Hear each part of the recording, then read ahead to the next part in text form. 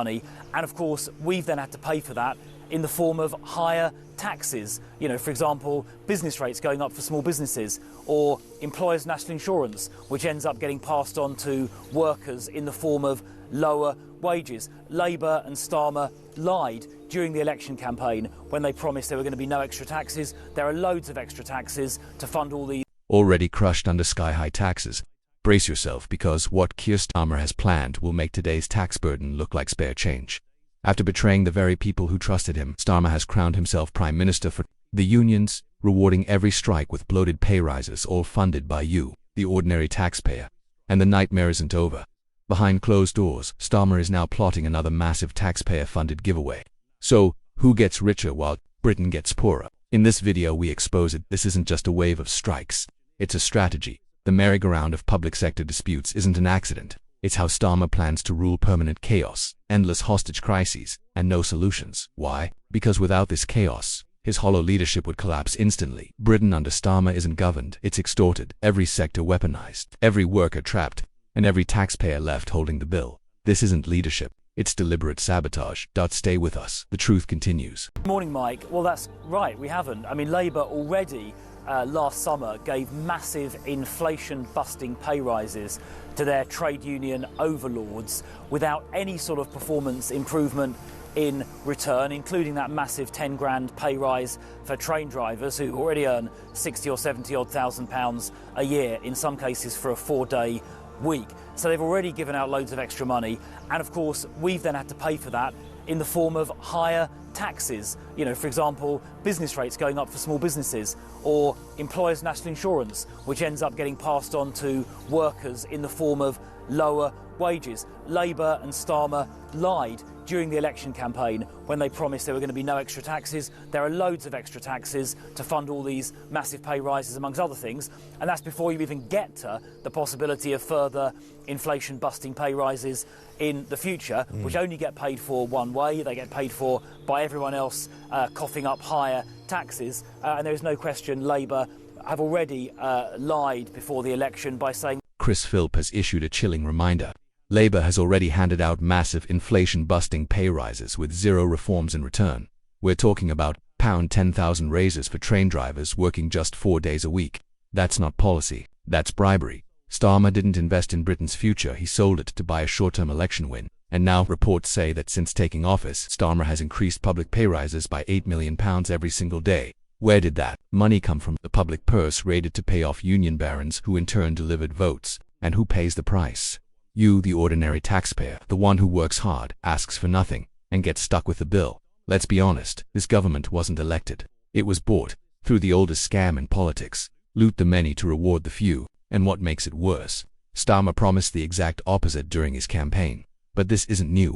He's betrayed before, and he's doing it again. Choice to have tax cuts for those that are earning hundreds of thousands of pounds is the right choice when our economy is struggling. Rachel Reeves's £40 billion tax hike is the biggest daylight robbery in modern British history. Every promise about protecting working people was a lie, because the real plan to bleed workers dry while Labour's cronies walk free, untouched. Reeves once vowed not to raise taxes, but just like Starmer, she betrayed that promise the moment power was in reach. This isn't leadership, it's legalized looting, and the working class is paying the price. So we've got to go out there, each and every one of us, and make the case for change, show that we're hungry for change. Decline is not inevitable. The cost of living crisis is not inevitable. Sticking plaster politics is not inevitable. There are choices to be made. We would choose to put 13,000 neighbourhood police on the beat, keeping us safe. Thousands more doctors and nurses trained so our NHS is fit for the future. A real cost of living plan that will help people with their prices, help them to get through and raise their living standards. There are choices on tax as well. We need to revive our high streets by cutting our business rates. And we need to be clear about council tax. Labour would freeze council tax next year, using that windfall tax that hasn't been collected. The NHS is just a human shield. Behind the scenes, the real operation is brutal and simple. Drain every penny from ordinary Britons, not to heal, but to fund Labour's elite in their silk suits and champagne-fueled dinners. They say it's about saving lives. In reality, they're bleeding the country dry. Before we go further, if you're finding this video insightful, don't forget to like, share, and subscribe for more hard-hitting updates on the chaos reshaping British politics, because this story doesn't end here.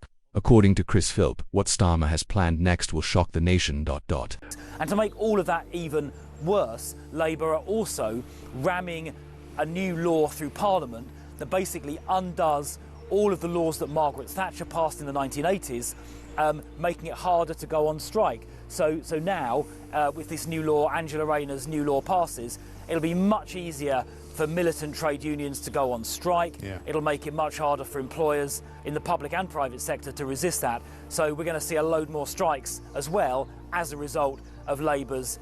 Repealing Thatcher's strike laws is Starmer's final gift to Britain's wreckers.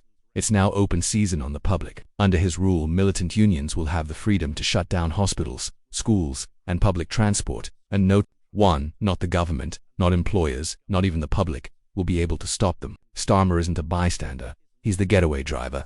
He has legalized economic blackmail against the very people who once believed in him.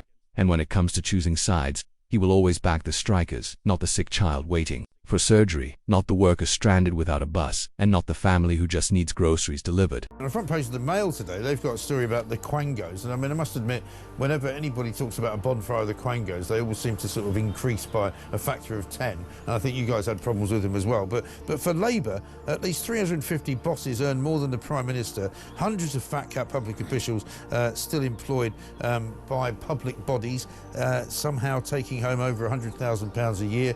I mean, we don't need most of these bodies, do we? I mean, most of them don't seem to do very much.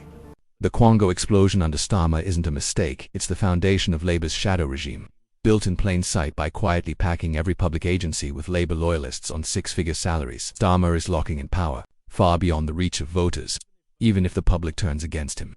Real control will remain hidden behind layers of bureaucracy, untouched by elections, unaccountable to anyone. These aren't civil servants. They're political landmines designed to sabotage reform, block oversight, and funnel taxpayer money straight into Labour's machine. Britain isn't just being overtaxed under Starmer, it's being systematically occupied. Recent reports show over 300 quango bosses now earn more than the Prime Minister himself, and roughly 1,300 staff inside these unelected bodies are pulling in over £100,000 a year.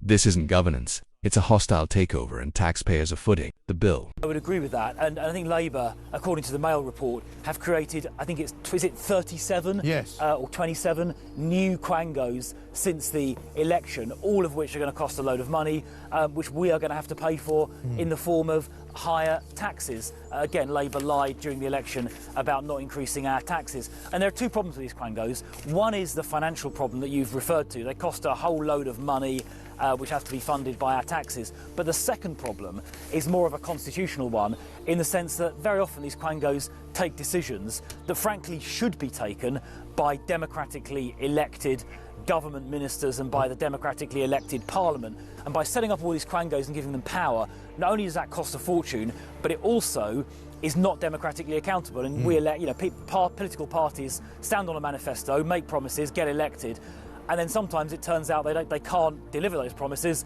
because the quango has the power instead. So I think that's also fundamentally undemocratic, in addition to cost. The damage Keir Starmer is doing isn't just financial, it's constitutional. In Starmer's Britain, the people no longer decide policy. Unelected, bloated quonks. Doan ES intentionally severed the chain of democratic accountability because he knows his leadership can't withstand real public scrutiny. So, you can vote all you want. But in Starmer's new regime, your vote no longer matters. Behind the scenes, a cabal of bureaucrats and Labour cronies in expensive suits are the ones truly running the country, shielded from elections, immune to consequences.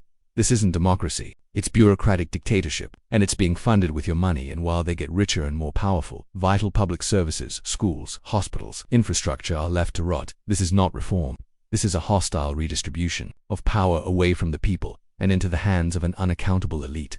Run councils up and down the country, all the analysis shows deliver lower council tax and better services than Labour or Lib Dem run councils. We've seen, for example, in Birmingham, that terrible bankrupt Labour council not even collecting the rubbish piling up on the streets. Conservative councils, by contrast, are much better run financially, lower council tax, potholes get fixed quicker, the rubbish gets collected more effectively.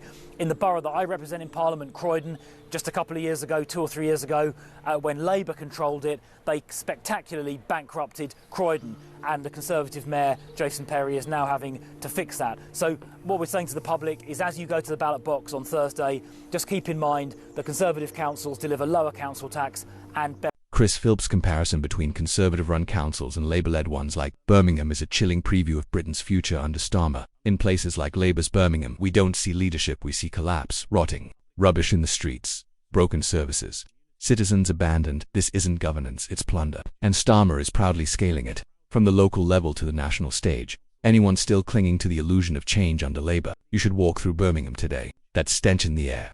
That's the real scent of Starmerism. It's now painfully clear. Starmer has no intention of fixing Britain, only to drain it dry, handing power to militant unions and anonymous bureaucrats who hold the real levers. Behind closed doors, every promise he made to protect working people, a calculated lie. Every tax hike, every failing public service, every lost job, it's all part of a cold, deliberate betrayal. And when asked if more taxes are coming, won't say no because he knows they are. Britain isn't being led, it's being strip-mined, one hard-working taxpayer at a time. The Chancellor said, and I quote, "I'm clear, I'm not coming back with more borrowing or more taxes.